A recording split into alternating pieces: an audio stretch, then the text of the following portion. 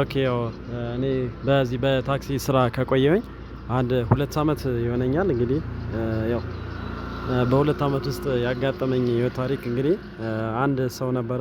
የድሮ ኩለር የሚባሉ ባጃጆች አሉ አንድ አይናዎች በእነሱ ባጃጅ ነው ይዤ ነበረ መጀመሪያ እና ከአንድ ደንበኛ ጋር ኮንትራት ተነጋግረን እየሰራሁኝ ኮንትራት ይዤው እየሄድኩኝ በጣም ቸኩሏል ሰውየው እና ዋጋ ተነጋግረን ነው ይዤው እየሄድኩኝ ልክ ግማሽ መንገድ እንደደረስኩኝ ዳገት ነበረ ትንሽ ዳገት እና በጣም እምቢ አለችኝና አልሄድም ብላ ብራዘር አንዴ ያዝልኝ አወርደኝ ቆመ ቸኩላለሁ አለኝና ወርዶ ራሱ በእግሩ እየሮጠ ሄደ።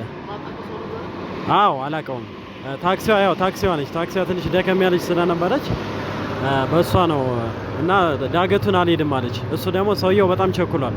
ቶሎ መድረስ ነው የፈለገ እና አወርደኝ ቸኩላለሁ ብሎ የታክሲውንም ሳይሰጠኝ እሱ በእግሩ እየሮጠ ሄደ ቀድሞኝ።